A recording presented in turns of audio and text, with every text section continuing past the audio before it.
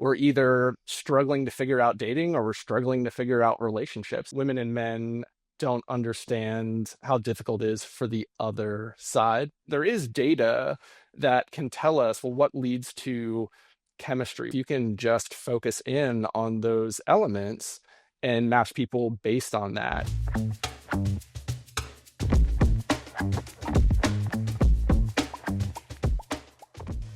Hi, Danny. So excited to have you on today.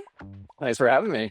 Yeah, thanks for taking the time. I'm excited to get into this conversation today because we both work sort of in similar fields. You know, we're both pretty privy to the dating world, both personally and with our work. And so I'm really excited to dive into your background, your story, how you even got into doing what you're doing today, and kind of what you're seeing out in the dating world that is, one, scary, and two, hopeful. So we always want to have a little bit of the positive side as well, right?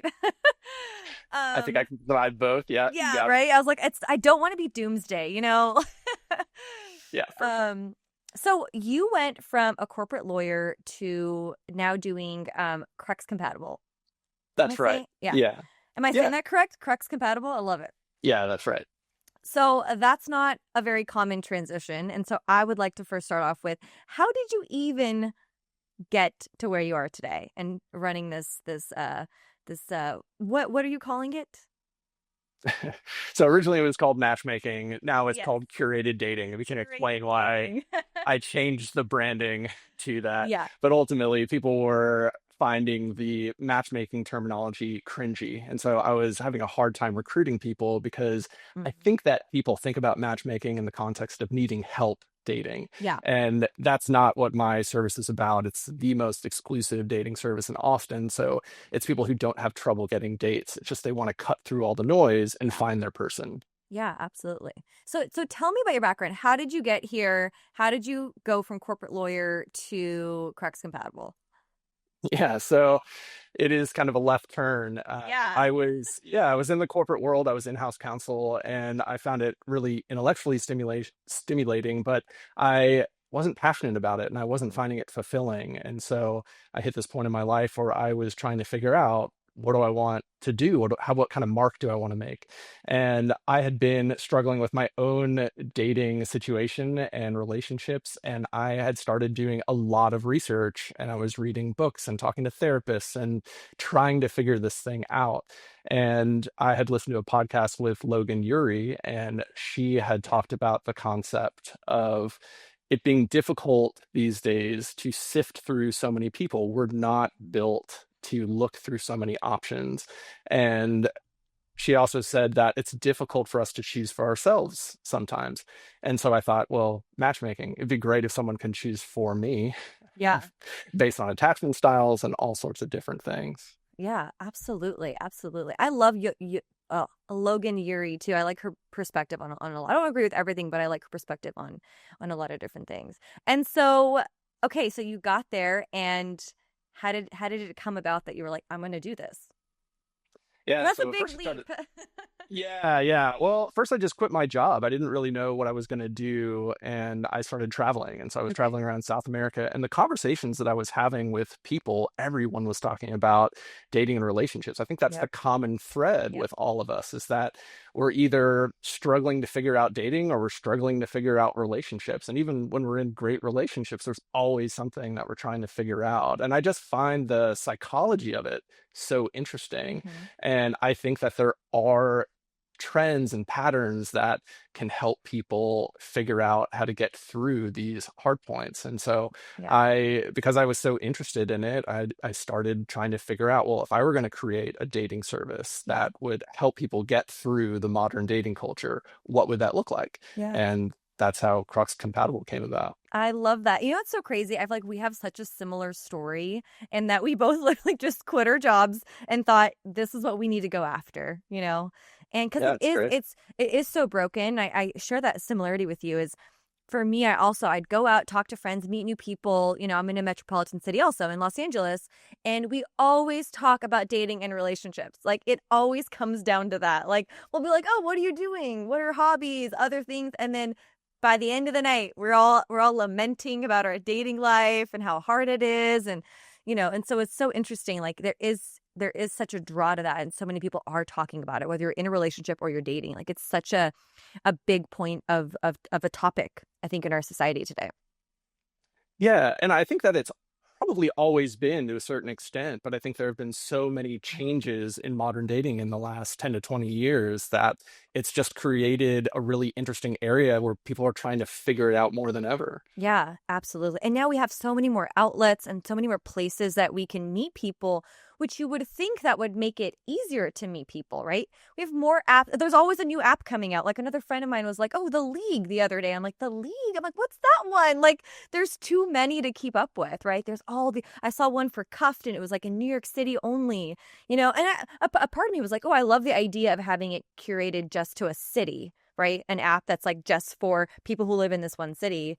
But I'm curious, from your vantage point and, where you're at with what you're doing with Crux Compatible, what do you feel like right now is kind of the most broken about our dating culture?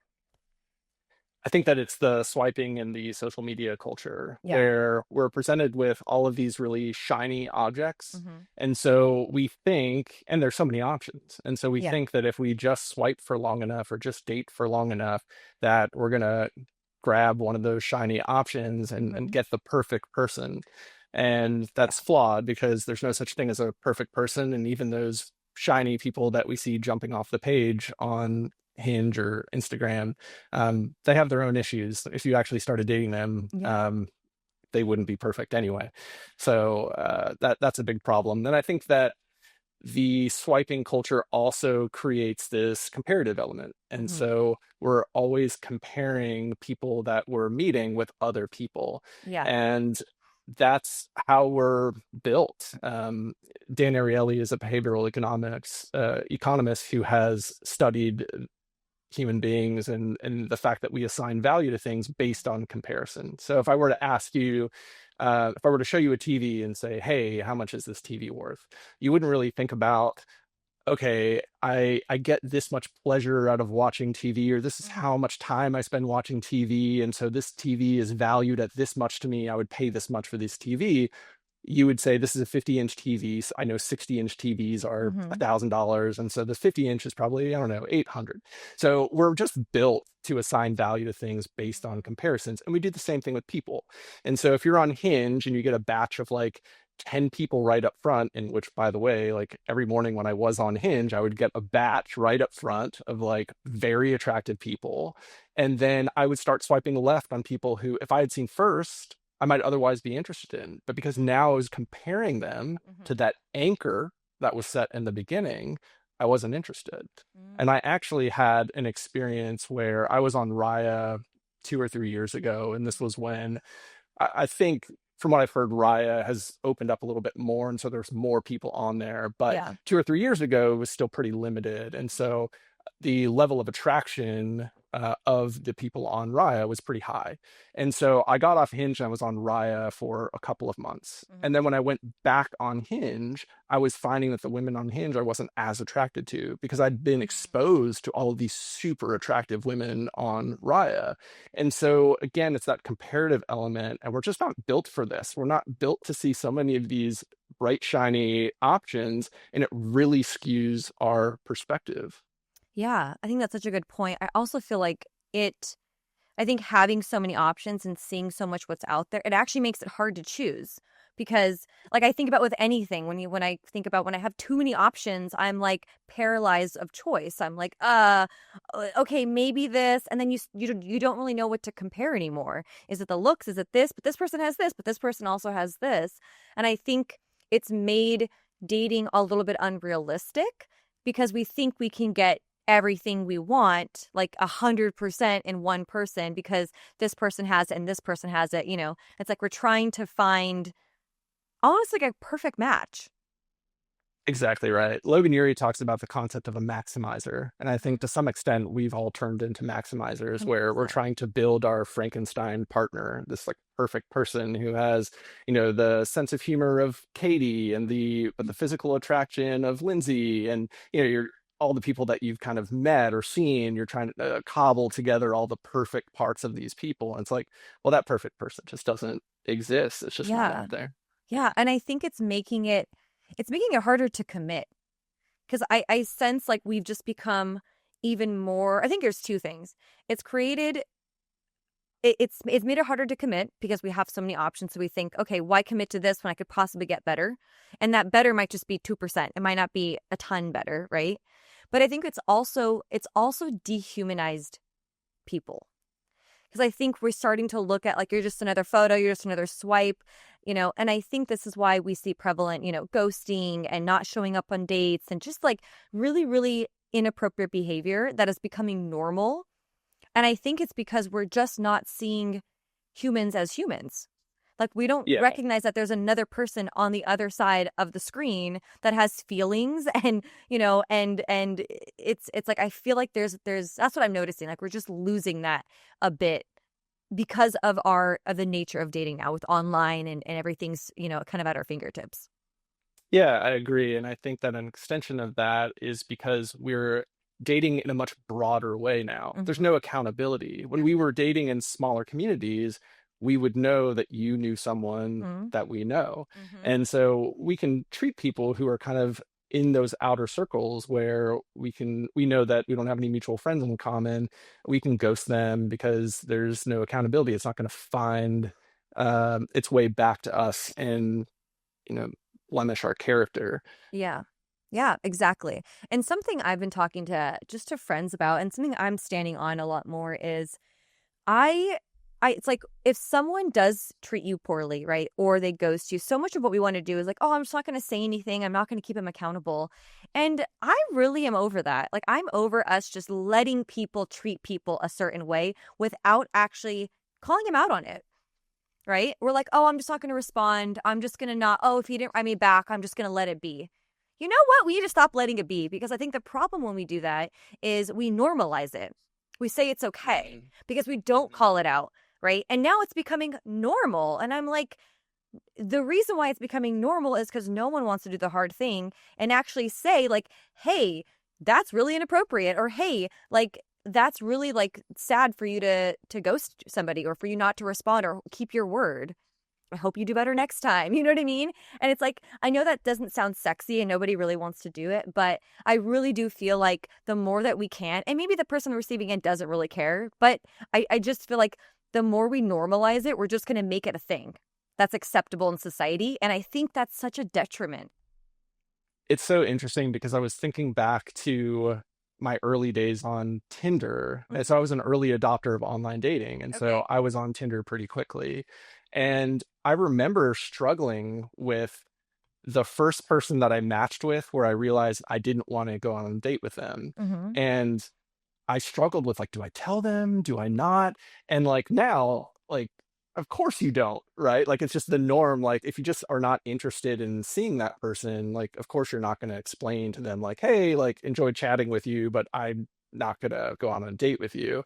And then take that to the next level. It's like, well, now you go on a date with this person and it's just one date. And so no one says anything like if they don't want to see each other. Mm-hmm. And it has just created this set of rules or norms that Mm-hmm. may not have actually been the best Yeah. in the first place.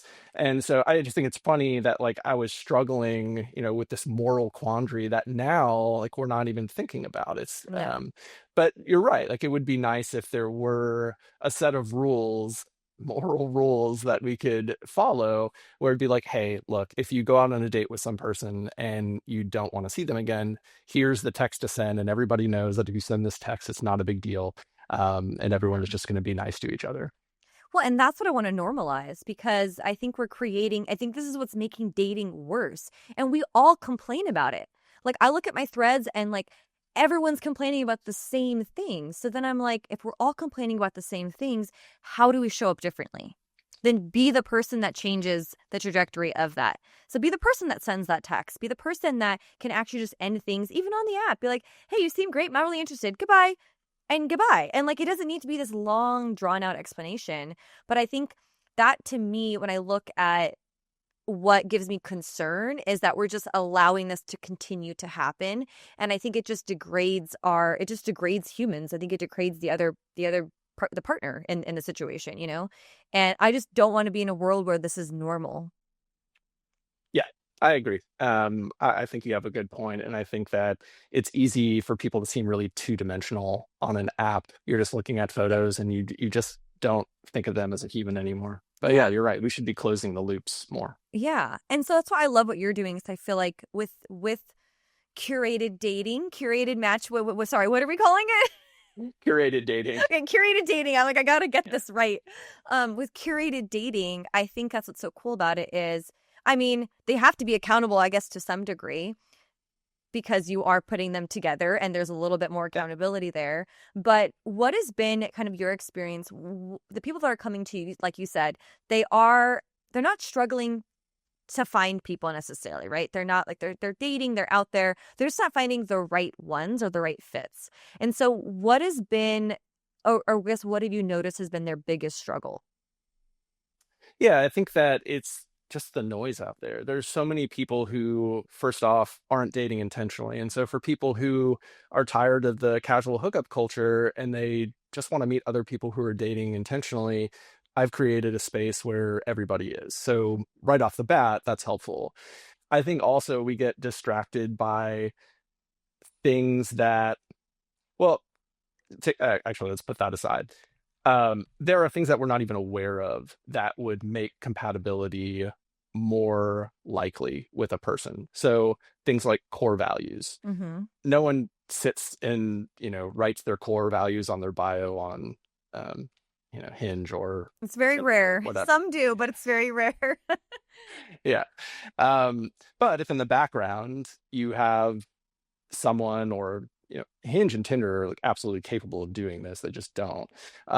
But if you have someone in the background looking at, well, where do core values overlap, where does lifestyle overlap, where do how much time you want to spend with your family or friends or whatever, attachment styles, how much does that stuff overlap?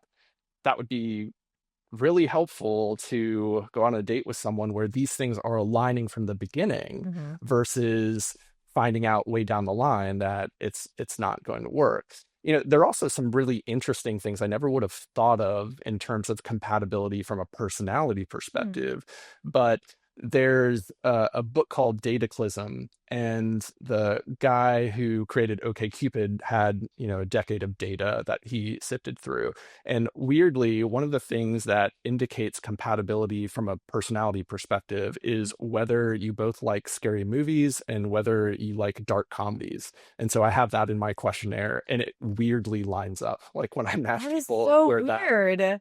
yeah, it's really interesting.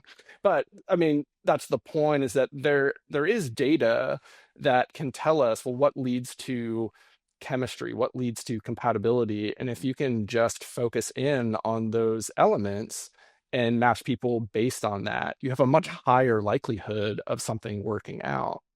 Yeah. That's so interesting. What did they say about those two things made like what's the data behind that or what's the reasoning behind those two horror movies you said and dark humor? Yeah, yeah. So he didn't go into an explanation of why, Oh. but I actually have some theories as to why. So with dark comedy, like there is a bit of it's a type of intelligence, it's a type Mm. of like dry humor or um kind of also like I don't know if you like Stephen King and like you like exploring kind of the dark side of humanity, like Mm-hmm. that would be something that is a part of someone's personality that wouldn't be a part of someone else's. And so I think So that interesting. theoretically, like personalities can really be compatible in that sense. That's so interesting. And I'm curious, what else when you're matching people up, what else, like what other factors are you looking at the most to line up? Besides, you mentioned core values, but what else is really important? Yeah, so I look at it in three categories. So there's physical attraction, there's mental compatibility, and then there's long-term compatibility Mm-hmm. factors. So in the long-term compatibility factors, it's things like core values and attachment style. Also love language, that's kind of more of a plus factor because people can easily work through love languages if they know about Yeah. that concept. things as far as like personality, it's a lot of what interests do you share. So one of my questions is, what does a typical weekend look like for Mm. you?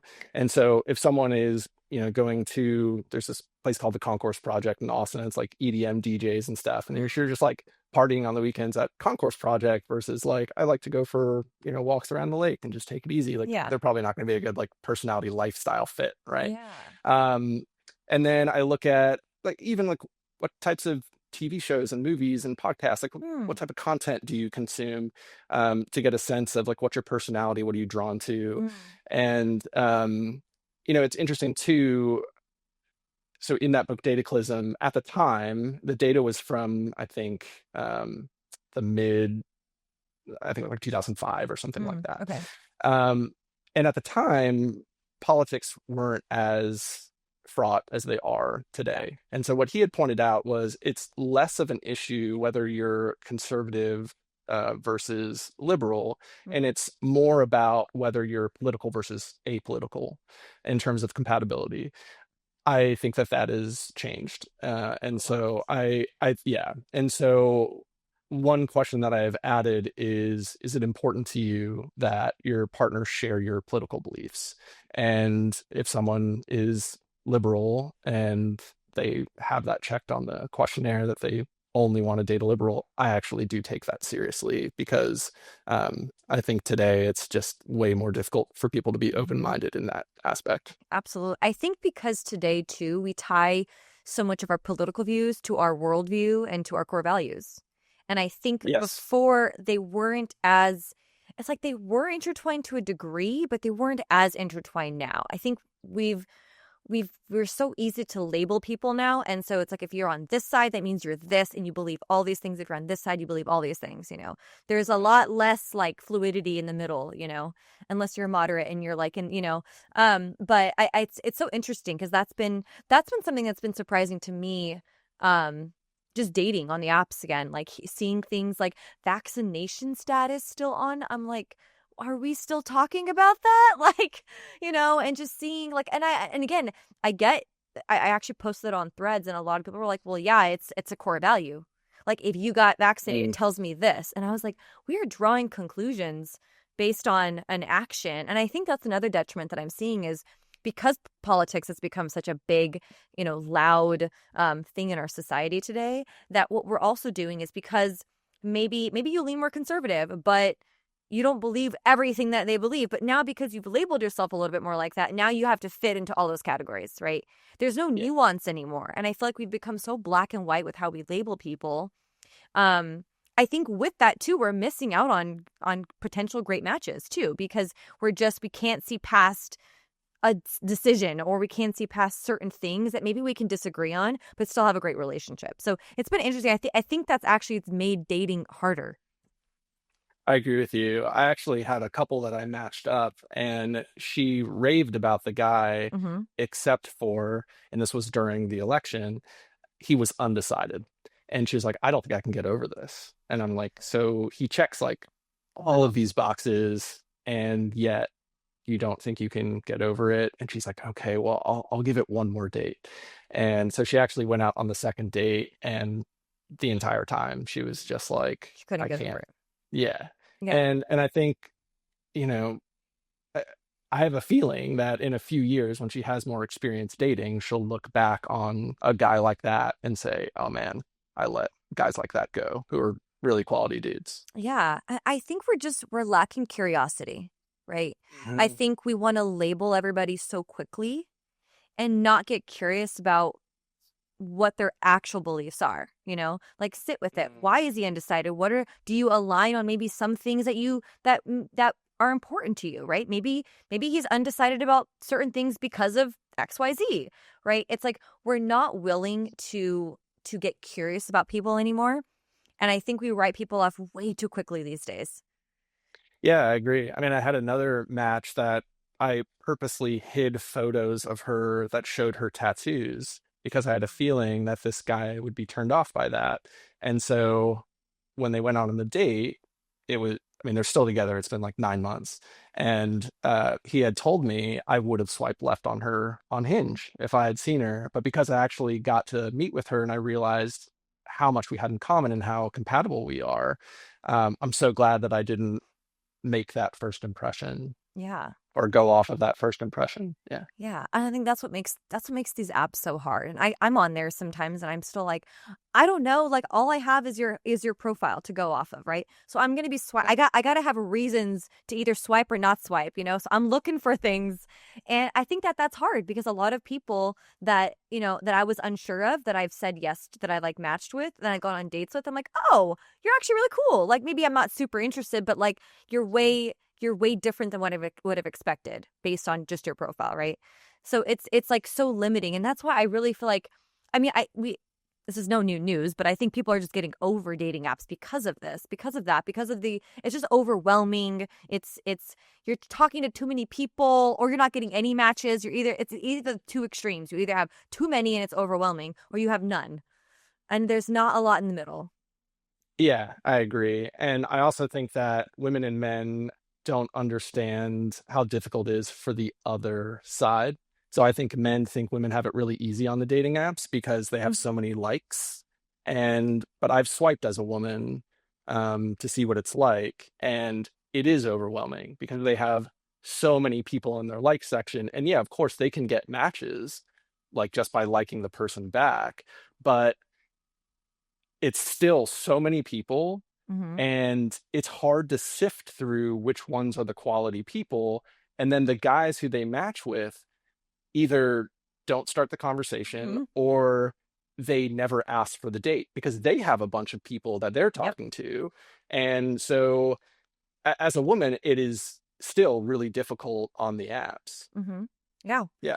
And It's women also don't understand the men's side of it too, which is like mm-hmm. men have to spend hours swiping in order to get a small percentage of matches. And then Yep. only about 10% of those matches convert to dates. Yeah. Yeah. So it's a lot of time invested for maybe not a lot of output, right? You're not getting a much in return. And that's the common thing I see, I love threads. I always, because that's where I use my threads account to crowdsource. I'm trying to understand what are people's experiences, what are they dealing with, and it's really it's like difficult because I think both sides are, like I said, it's so funny to hear that because I'm like both sides are mad about the same things, you know, Yes. but sort of different. Yeah. Well, another example of that, I mean, this is a bit of a tangent, but the height issue. Oh So my God. women, Don't even get me started on this. so women exclude guys because of height. But men do it too. It's really interesting because I actually Really? just set up, yeah, oh gosh, yeah. So men, I have the question on both sides of my questionnaire. So for women, it's what is the shortest guy that you would date? And then for men, it's what's the tallest woman that you would date? And Okay. they both have this height issue where women only want to date guys who are significantly taller than them, Hmm. and men don't want to date women who are even a little bit taller than them. And so, men complain about this concept of, oh, women are judging us on our height, but men are doing it too. Yeah. And yeah, we can put a pin in that there, and I have some other things to talk Yeah. about later. No, I'm right there with you. I think it's ridiculous to some degree, right? If you're a woman and you're 6 foot tall, okay, I understand you might have some limitations around that, right? But yeah, I find that really, like, the pool's already small and hard. It's like, why are we making it harder? We're making it harder by adding all these additional things. Yeah, for sure. And all I'm saying, like, attraction is attraction, Yeah. right? Like, you can't get over that. And I absolutely think you should be physically attracted to the Yep. person that you're dating, right?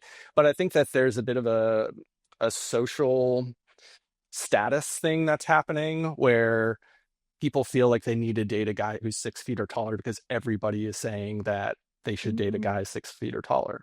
And so for the woman who's 5'5", you don't need a 6 foot guy. Like, go No. out on the date with the guy who's 5'8" or 5'9".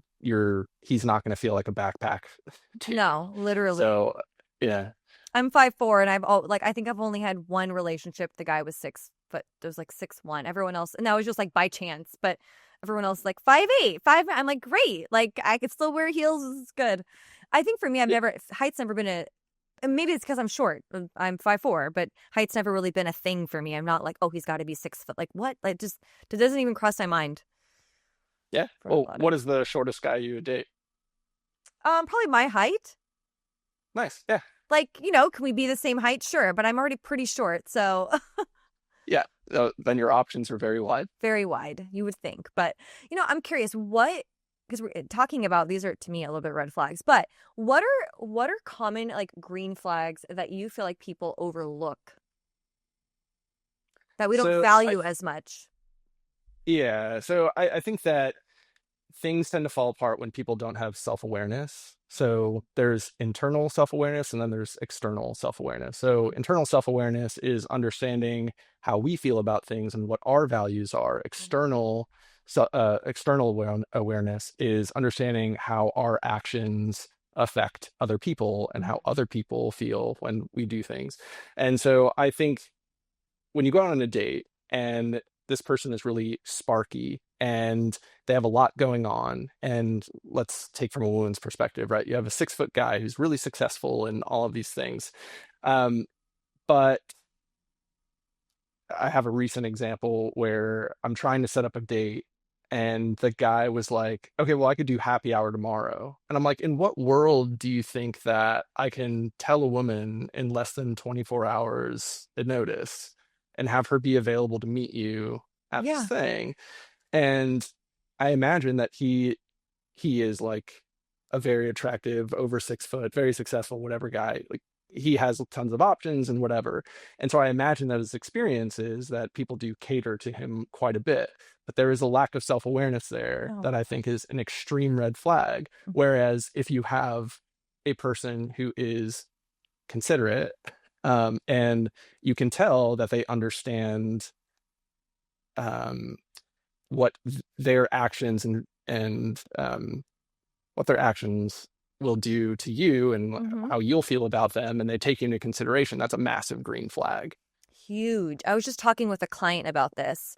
We're talking about needs, her needs in the relationship she's in. And what it came down to, so much of it was like consideration for your partner. Like that's such an important characteristic of somebody, to just consider you in their decisions and their day-to-day life. Like they don't have to cater to you. Can you be considered in that? And I think that that's so big. And I'm glad you said that, because that's something I talked to her about. It was like, consideration is huge. And I think it was a massive need for her, because in consideration, you feel safety, feel reassured, like so much comes from that. There's consistency, crazy that you say that too, because I had a girlfriend send me a text yesterday, I guess screenshot. A guy was like, hey, do you want to get on a call? We'd love to, like, it was like a first phone call. And he's like, what about, again, 24-hour notice, what about Friday or Saturday? And she's like, yeah, I'd love to get on a call. What about, she's like, Sunday or Monday at this time work better for me. He replies with, take care. Oh my God. I was like, in what world do you think people are just available at all times? Like, Yeah. Well, she definitely averted. 100%. And she's like, he seemed perfectly normal before that, and it was like suddenly. So I think like what you just said, like the guy being like, oh, tomorrow. And you're like, bro, like, no, that doesn't just happen like that. People have schedules and their own life, Yeah, absolutely. Yeah. I do think though with that. Oh, sorry, go ahead. Well, I was going to ask about your experience on the dating app. So, first off, I'm curious what red flags and green flags that you look for on a profile when you're swiping, and then also when you go on a date. Like, what are the red flags, green flags? Yeah, so for me on the apps, green flags I look for, as I actually do look for someone's profile it's filled in. It's not just like one word. One word things tell me nothing about you. So I actually appreciate when a guy can go on and be like, I love all these things. And I'm like, oh, cool. I love those things too. Like it makes it easier to be like, oh, relatable, right? For me, my faith is really important. So I'm looking for someone to be a Christian also. And not just like, oh, I'm a Christian, but like it's actually really important to me and I want that in a partner also. And so I look for that to actually be expressed on their profile in some way, shape, or form. So I'm looking for things where I'm like, okay, they're serious. If you take the time to build out a profile, you're writing things that are important to you. And most of the time, they'll share hobbies they have, things they like to do, how they like to spend their day, things that are important to them in a partner. So what are they actually looking for? I think those are all really helpful for me. I think really lazy profiles, I'm just like, you're giving me nothing, bro. And I've got 50 different profiles we got to go through in the next couple of days. You know what I mean? It's like, if you want to stand out, I think it's really important to be more detailed in apps. So I think for me, that's what I'm looking for. Photos, I'm like, I can kind of like read between the lines. I'm like, he could be cute. Like, I'm literally like, he could be cute. The photo's not that great, it's a little blurry, because I don't think guys take photos. Like, I think as women, we have to realize, like, we take so many photos. All my girlfriends, I have so many pictures. Like, I've got a plethora of photos to pick from. Guys are like, well, when I was 10 years ago, they just don't have good photos. And so if they have a good smile or like there's something about them that I'm like, oh, I think that could be attractive. Like, I just would like to see him in person. I'm more open and willing to connect with people that, like, maybe off the bat, I'm not like, oh my God, that's a 10, I'm like, no, he seems like it could be cute. His profile lines up with what I like. Great. I'll give him a shot. And then secondly, I think as we're communicating, I love someone who's communicative. Are they actually asking questions? Because I love to ask questions. Obviously, it's my job. I do this for a living now with this podcast. But I love someone who feels like they're interested and invested. So yeah. Is it short answers? Is it just little like, yeah, sounds cool? Then I'm like, I'm already bored of this conversation. Like, if I'm the one doing all the work, I'm not interested. But I love a good back and forth, right? I'm asking questions. They're asking questions. It tells me that you actually want to get to know me. Like, your purpose isn't just like, oh, let's just waste some time. It's like a little bit more serious. So I think that helps me weed a lot of people out who aren't serious. Yeah. And then I think when it comes to planning dates and being on a date, I think someone who's very communicative. Do you have a date, a plan, a time? Like, if you're lackadaisy and like, I'm not interested. Like, it tells me a lot about who you are, because that would drive me nuts if we were in a relationship, right? So I look at things like, if this is who you are, because you're showing me who you are. People are showing you who they are all the time.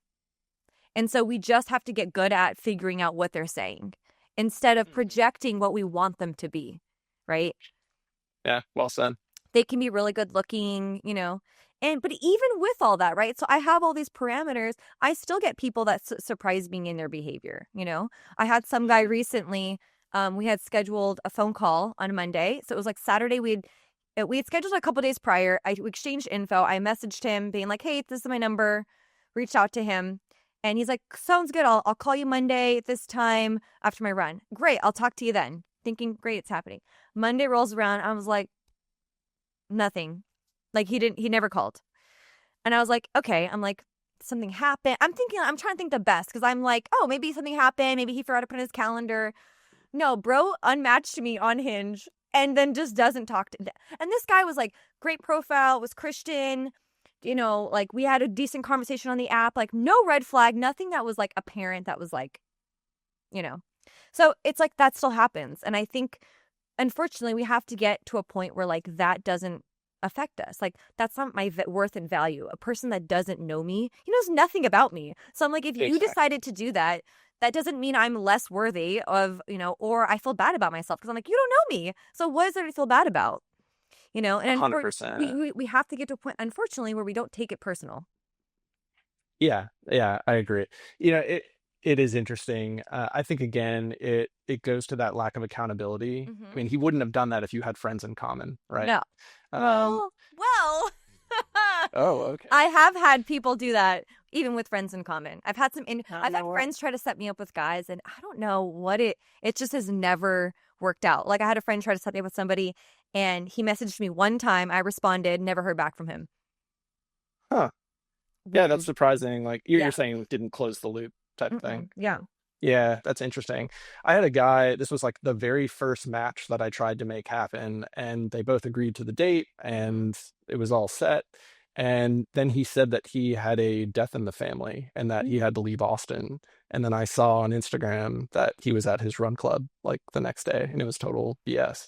And I was like, wow, like that really shows a lack of character. And again, I think that, there's an accountability problem. Absolutely. And I get it. Like, I also want to be cognizant of, we are really busy, right? I think we're in a society where we are super busy and stuff happens. Things come up. We don't put it in our calendar. We forget, like, especially on the app. Sometimes I'm like, days go by before I respond, because I'm like, oh my God, I'm overwhelmed by responding. So there's some moments where I'm like, okay, willing to give grace, because I get it. Like, we're all trying to juggle 50 million things. But I think it just goes back to communication. If you don't have the bandwidth, communicate that. Like I had to tell that to somebody recently. I was like, hey, I am been doing a terrible job at responding. And I'm like, it's just because I don't have the bandwidth, and I don't even have the bandwidth to be friends. Like, and I hate that but I just don't. Like, I don't.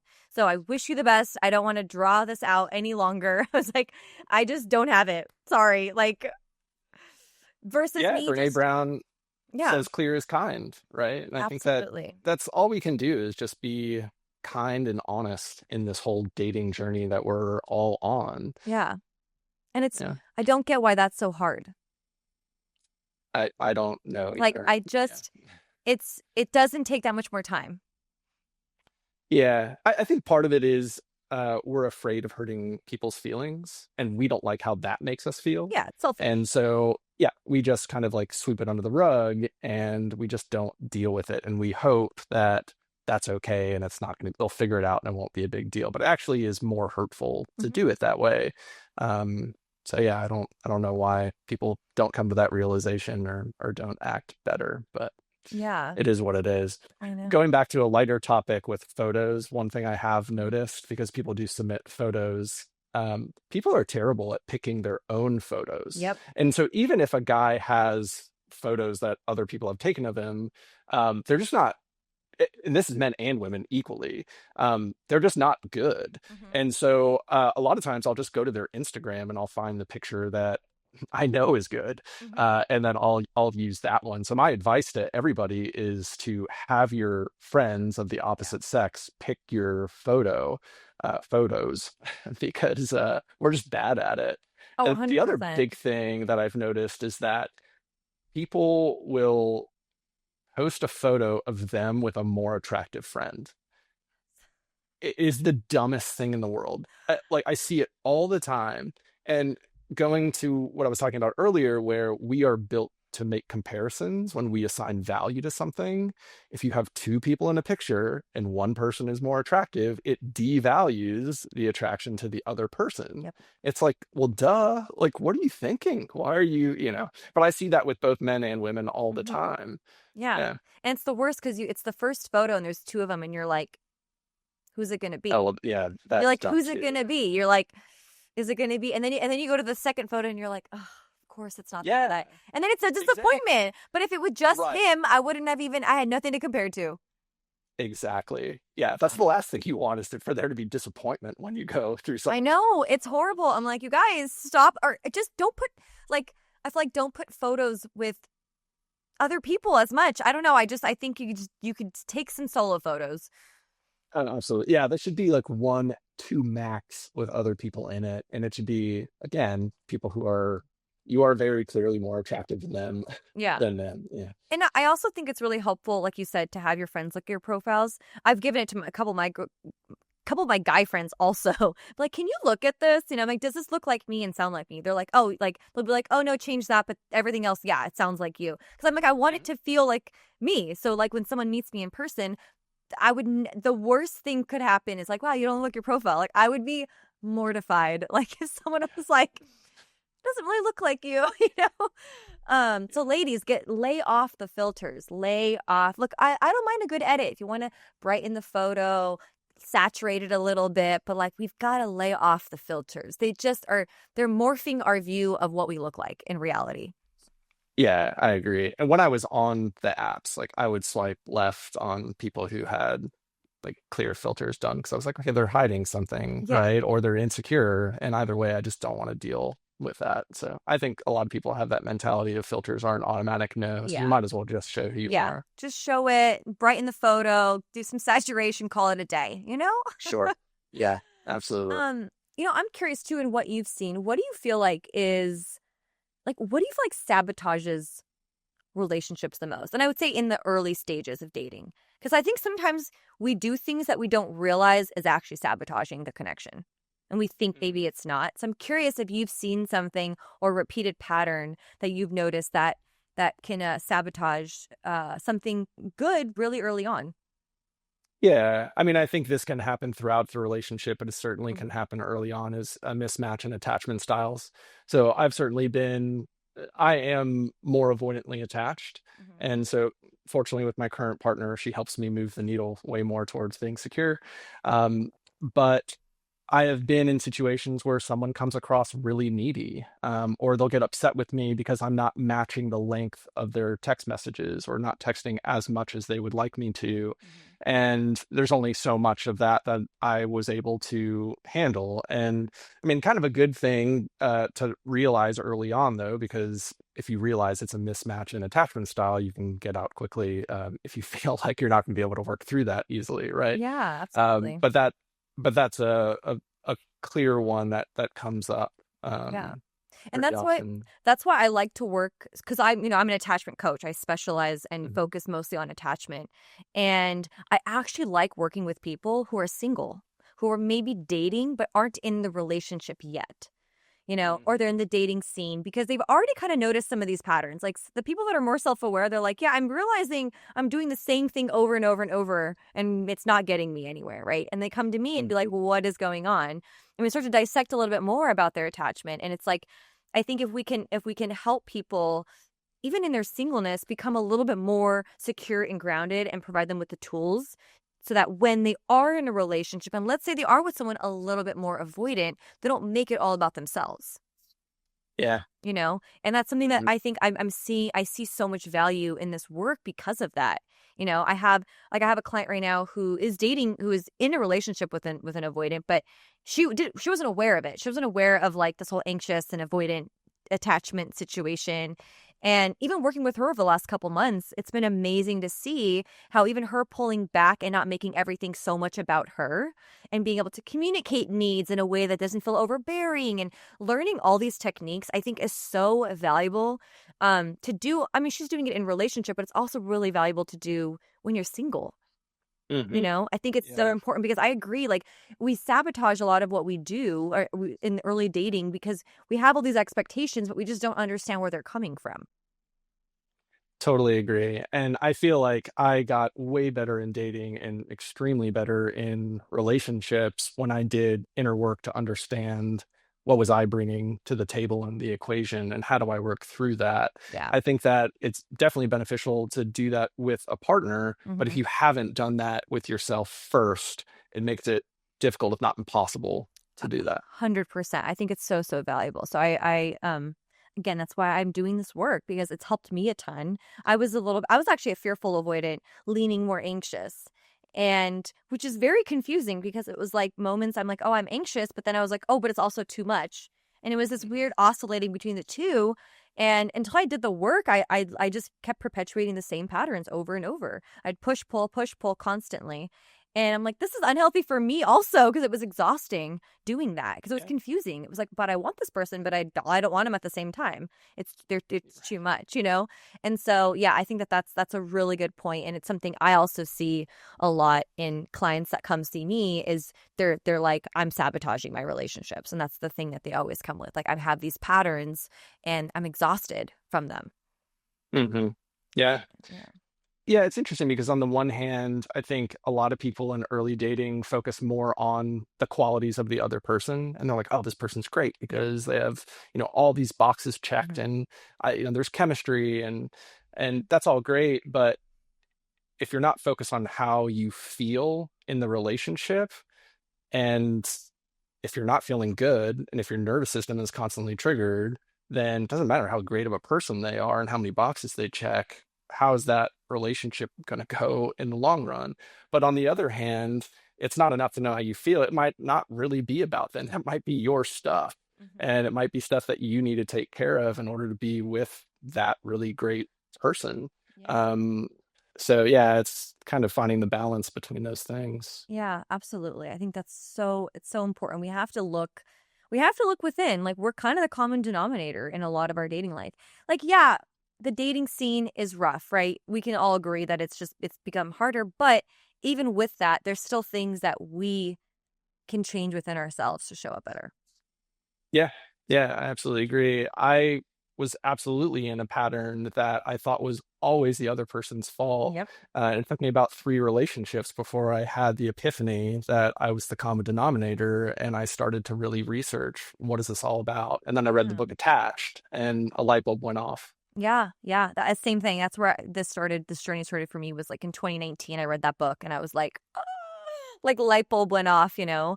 And that's when I dove down and started studying this so much, because it puts the words to actions, and it really gives you a good perspective on the why behind some of your expectations and things of that nature.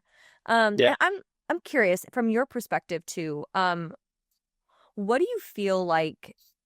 So I get a lot of DMs where people feel they come to me and they want to blame everybody else, or they feel stuck, right? So, and I work through them obviously through attachment. But for someone listening today, if they're feeling really stuck in their dating life, what are some practical things that you think would be helpful for them to show up differently? I think it depends on where they are in their dating journey. If they're Yeah. having a difficult time getting dates in the first place and that's why they're feeling stuck, then there are a number of things that they need to figure out why that is. It could be their dating profile. I would say for guys, it would be dress better, get confident, and start approaching. And also learn how to dance. Those would be my top. That's so good. Practical things. Yeah. But I think that if it's they're finding it hard to meet people that they feel chemistry with or compatibility with, and they feel like they're picking the wrong people, then I would think that they need to really expand who they're going out with. And I, the person that, like, I had a type previously. It was like a very type A woman who woke up at 5 o'clock in the morning and worked out and like had Excel spreadsheets and whatever. And I know where that comes from. It's from like my parent childhood stuff, right? But that is not the person that I resonate with. But that was the person that I was swiping on the apps, or like if I had, the initial contact with people, like that was the person that I was drawn to. Those women tended to be anxiously attached. And like there was that whole subconscious thing where I was attracted to them, they were attracted to me. Yep. My current partner is very type B. She's not like those other women. She does wake up early. But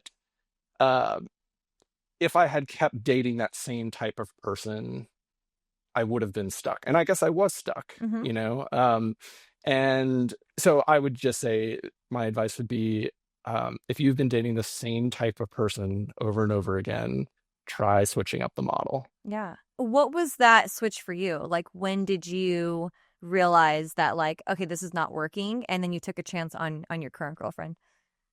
Yeah, this is probably about a year and a half ago. Okay. Yeah, and she and I started dating, about a year and a half ago.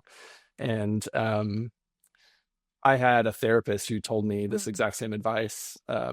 She was like, maybe you should date somebody who's a little more like laid back and artsy instead of she laid like, back and artsy. yeah. I love it. Yeah, she is. So I think there was also just this recognition that whatever I was doing wasn't working. And so I was definitely more open to the idea of dating people that I wouldn't normally date. So yeah, I think keeping an open mind is something that more people should do.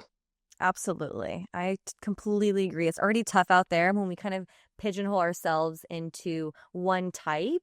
And usually that type is from our own wounding from childhood. Like, it's from our own, a lot of type A people are more anxious because they like control. They, there's certain things about, their personality that was kind of built around, their attachment. So it's so interesting because the things that we like, it's usually a reflection. It's a mirror of what's going on kind of internally. And so I think that's always really good to look at. Like, why do I keep going?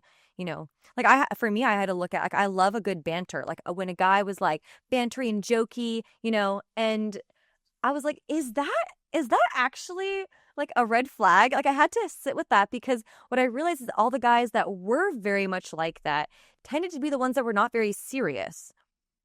We had total chemistry, banter, like, but then when it came to commitment and more serious, it was like, this is going nowhere, And I realized there was a bit of a connection there, because I think what I recognized was the bantering was kind of a wall to not have to be vulnerable, And it was a great way to connect because it was fun and light, and like, I loved it. It like brings out a different side of me. And I love being able to do that, because it doesn't come out with everybody. But I started recognizing that there is a pattern in that, because that's what I would be attracted to. Like, I was like, I love this. But then I was like, yeah, this is like, it's a little bit immature. And not for everybody, but I was starting to notice that the type that I was going after had that commonality. And so it was one of those moments. It was like, oh, I didn't think something as simple as that was actually kind of a bad thing for me in some degree. Yeah. We love a little banter, but I realized it was just a common thread. No, that makes total sense to me. There's this concept of people who are just very sparky. Mm-hmm. And so you might feel the spark with someone, but they spark with a lot of people Everybody. because Yeah. they are very outgoing and engaging and Mm-hmm. funny and witty and sharp and all of those things. And yeah, like they're fun, Mm-hmm. but maybe not always the best Yeah. match as you're finding. 100%. Because I have this little spontaneity, a spontaneous side of me that, again, only certain people bring out in me. And I was recognizing there was a connection there with that also. It's like there's just sparky and fun. And then I'm like, ooh, this is so fun. And I was like, ooh, this is unhealthy. Yeah, it feels great though, like a lot of Feels dopamine. great. A lot of Yeah. dopamine, right? And it's like then realizing, like, making that connection, like, that's so important, right?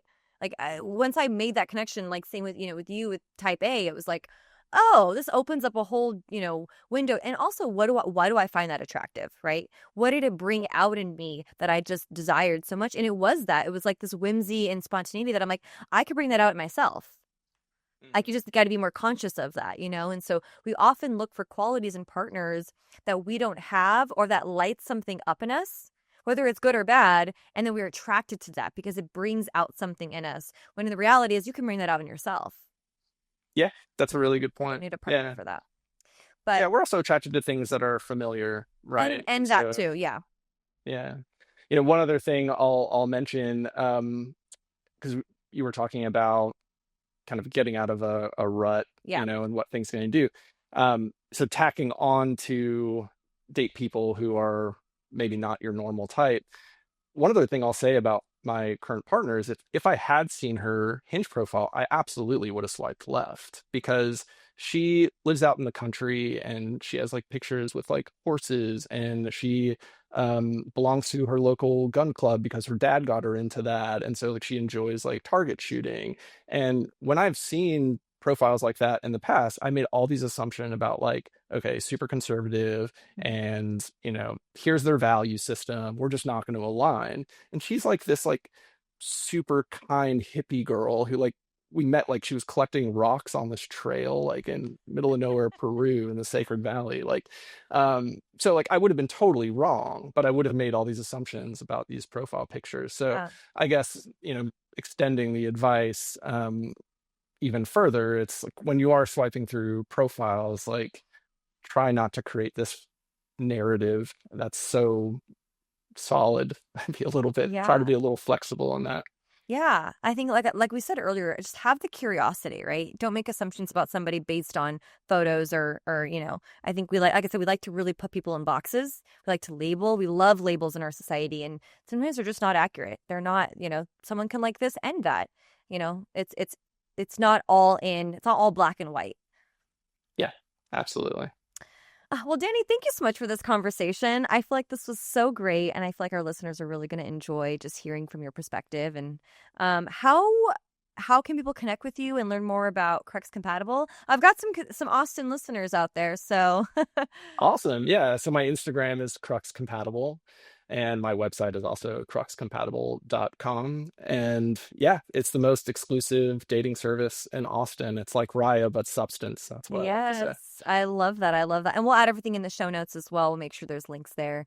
But yeah, any final piece of advice you would want to leave to my listeners, something that they can kind of take with them as they finish this episode. I would say that people expect love and dating and relationships to happen naturally. Mm-hmm. And there's no reason to avoid getting better at it. It is Mm-hmm. absolutely a skill that can be learned. I would say start reading books and consuming podcasts and talking to people and figuring this thing out. And it's nothing to be ashamed of if you're struggling in these areas. Get better at it. Yeah. Um, I was not good at dating, certainly wasn't good at relationships. And I put a significant amount of time and energy learning how to date and how to be a better partner. So, whatever stage you're at and whatever obstacle that you have, be a stoic. The obstacle is the way, and figure it out. Yes, thank you for sharing that. I'm a stamp of approval, 100%. I think that's the best way you can, because that's something you can always take with you, right? No one can take that away from you. Yeah, for sure. Yeah, awesome. Well, thank you so much for coming on today. We appreciate it. Yeah, absolutely. Thanks for having me.